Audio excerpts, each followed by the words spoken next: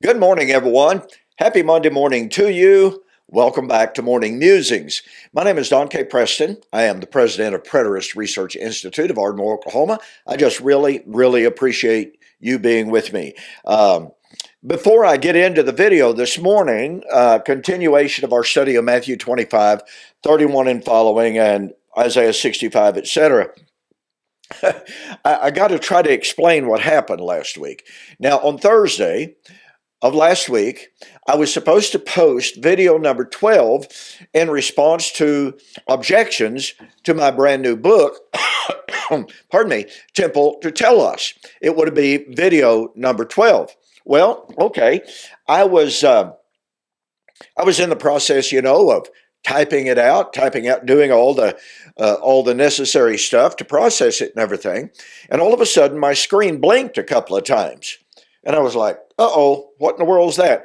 And strangely enough, the title changed. And I'm like, what in the world is going on? I go, that's not right. So I decided to delete that. Didn't want to delete. So when I went ahead and typed just a couple more keystrokes, it changed the title back to what it was supposed to be. And I'm going, wow, that was really weird. I don't know how to explain that.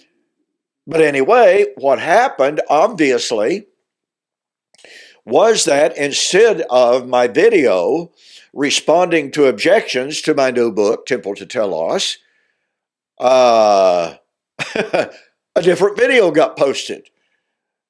And I'm like, what in the world? And I didn't know this, by the way. I was extremely pressed for time. I was getting ready to go out of town. And I was actually out of town, went ahead and did the processing. I was actually out of town. And I get this text message from my friend Kim Burgess saying, hey, Don, the video for today is not what it's supposed to be. And I'm going, oh, man, that must be what happened when my screen, blinked a couple of times. And I was like, So that's what happened last Thursday. So here's what's going to happen. The video that was supposed to show last Thursday will show this upcoming Thursday. And so be watching for that. I don't know what to say except to apologize for that technological blip. I really didn't have any knowledge that it had changed and gone wrong until Kim let me know. So I appreciate that, but I didn't have any control over it. And I was out of town, Thursday, Friday, Saturday pretty much. And I'm filming now on Sunday. So this is my opportunity to kind of correct what happened and to let you know, once again, that the video that was supposed to show last Thursday will now show on this upcoming Thursday, and it will be video number 12 in response to the objections to my book, Temple to Tell Us. Okay, I hope that's a little bit clear, maybe clear as mud to some of you. I'm clear as mud on why it happened in the first place, I can guarantee you. Okay, so let's continue. And I really want to close out our examination of Isaiah chapter 65 today. But I really want to encourage you to go back and to watch last Wednesday's video. As I pointed out, Isaiah 65 is admitted by almost all commentators to be the source of the New Testament doctrine of the coming of the new heaven and new earth. Now, are there some who differ with that? Yes, there are. There are some Reformed, partial preterists. They admit, on the one hand, that Isaiah 65 is ostensibly the source for 2 Peter 3, Revelation 21 and 22. And they say that, yeah, Peter's using the language, John's using the language, but they're changing up the application. They're not actually looking for the fulfillment of what Isaiah said.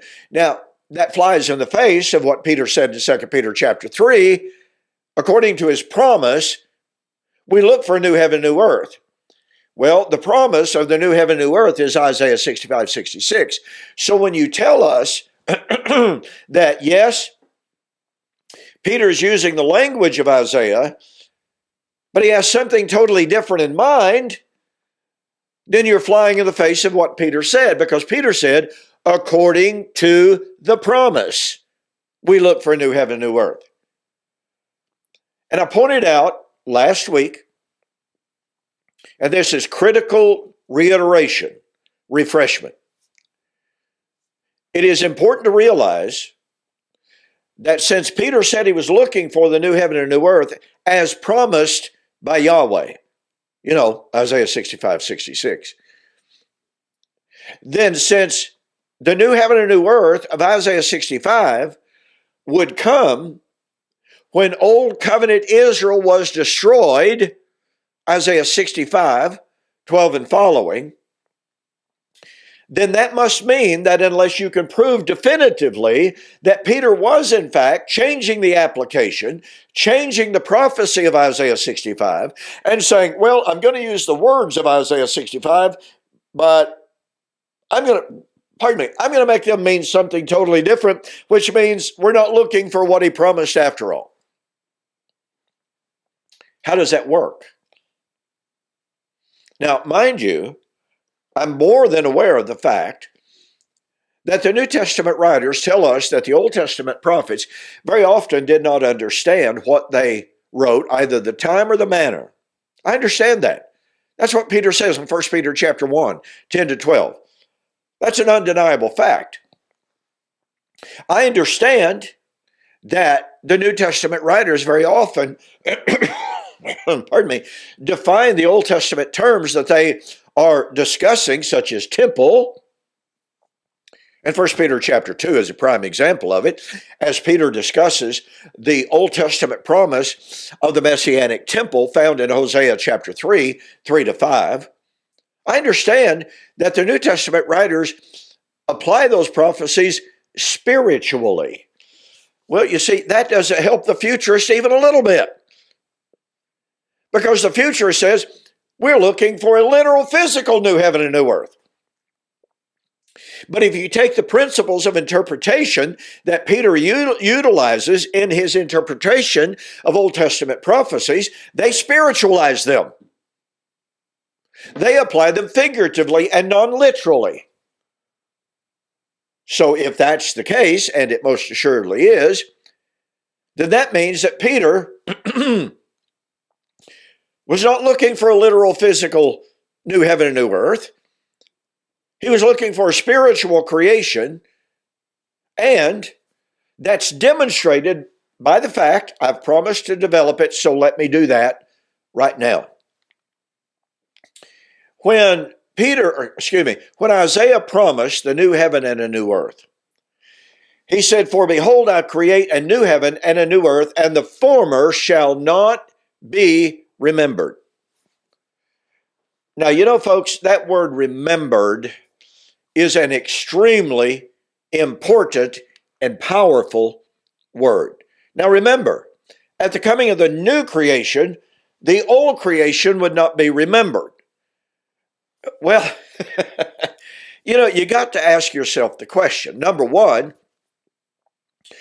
could Yahweh himself ever literally forget as a mental process the former heaven and the former earth? Whether that's a figurative reference or a literal reference. Could Yahweh literally forget? The word that is translated as remembered is from the Hebrew word zakar. Zakar, although it can be in some instances a reference to simple mental recall. Oh yeah, I remember I've got to take out the trash. I got to change the cat box, clean it out. Yeah, it can be used that way. But in a vast number of cases, zakar is used as a covenantal word. And it is related to Isaiah 65, where the Lord, condemning Israel for her sin, said, "You are those who forget my holy mountain." Now, was the Lord saying that the Jews that he was talking to had forgotten where Jerusalem was? They didn't know how to get to Jerusalem anymore? Well, that would be silly, wouldn't it? No, they were not remembering Zion covenantally in obedience to the Lord.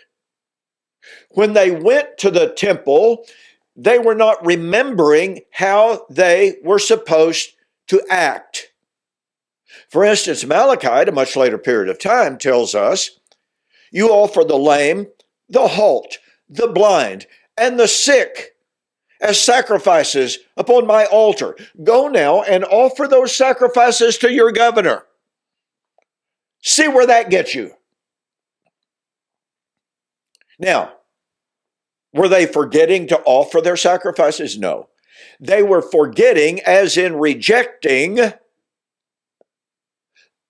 the proper covenantal obedience in regard to the animal sacrifices. And in Jeremiah chapter 7, at a very much earlier period of time, Yahweh accused Israel. He said, "How is it that you say, the temple of the Lord, the temple of the Lord, the temple of the Lord of these? Do you come to my house, which is called by my name?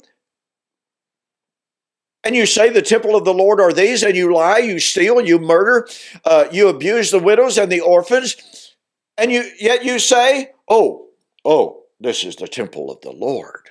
I'm okay." Folks, we really ought to take that concept and that principle to mind.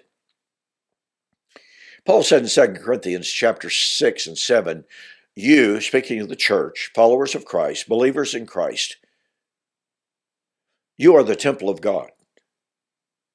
And in chapter 7, verse 1, he says, "Therefore, having those who have these promises purge themselves of all unfilthiness of the flesh and of the spirit." Folks, if we are children of God, we cannot do what those of Judah did, what those of Israel did when they were forgetting the holy mountain and living ungodly lives, committing all sorts of sexual immorality, profaning the worship of the Lord. If God condemned Israel for doing that, for the old covenant temple, do you think he would do any less for us today if we profane the blood of Christ? If we reject the holiness that is demanded of us? This is pretty serious business, but I must continue. So here we have God saying, you are those who forget my holy mountain. They were not remembering it covenantally to obey it, to obey the laws of the temple. And thus God said, "I'm going to destroy you." And he said, "I'm going to create a new heaven and a new earth. And the former heaven and earth will not be remembered." That means that the former creation would not be brought into covenantal remembrance. Now, folks, this is incredibly important. Whatever that heaven and earth was that was going to be destroyed and not be remembered by Yahweh was a covenantal creation. Let me say that again. It was a covenantal creation. It wasn't physical dirt. That was not a covenantal creation.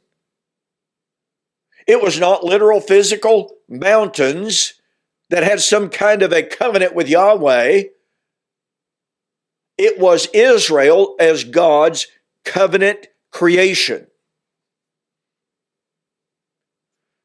God was going to destroy that covenant And that old covenant is kind of like Jeremiah chapter 3. In Jeremiah chapter 3, God's promised that in the days in which both houses of Israel would come together under the Messiah and serve David their king, that the days were coming, says the Lord, they will no longer go up to Jerusalem and say the Ark of the Covenant, because the Ark of the Covenant, will not be remembered anymore, nor shall it be rebuilt. Oh, by the way, which means if it would never be rebuilt, it means it was destroyed, which means, guess what? They haven't found it. All these, I get a bang out of watching these TV shows. Oh, have they found the Ark of the Covenant? You remember several years ago when Ron Wyatt, a self-proclaimed archaeologist, now look, he did a lot of good stuff, but he claimed to know exactly where the Ark of the Covenant was. He claimed to have seen it, claimed to have photographed it. Photographs didn't bear that out, by the way. But nonetheless, folks, if God said the Ark of the Covenant was never going to be, number one, it wouldn't be remembered anymore, and number two, it would not ever be rebuilt again. That means it was destroyed. Hello.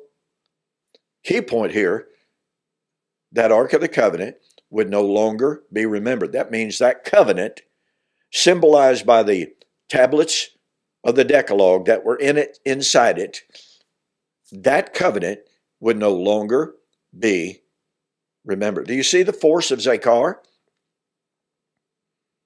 So God, in Isaiah 65, promised he was going to create a new heaven and a new earth. The old heaven and the old earth, the old covenant creation, would not be remembered anymore. Folks, this forces us, if we're going to be objective, if we're going to be honest with the evidence, to see that the new heaven and new earth of Isaiah 65 has nothing to do with the recreated material physical creation. It is the new covenant world of Jesus Christ. Now, I'm going to make an offer tomorrow, on these two books. I'm going to give you a fantastic offer. Do not fail to be watching tomorrow. You're going to save some very serious money on these two books. All right. Thanks for joining me on this morning's Morning Musings. I'll see you on the flip side.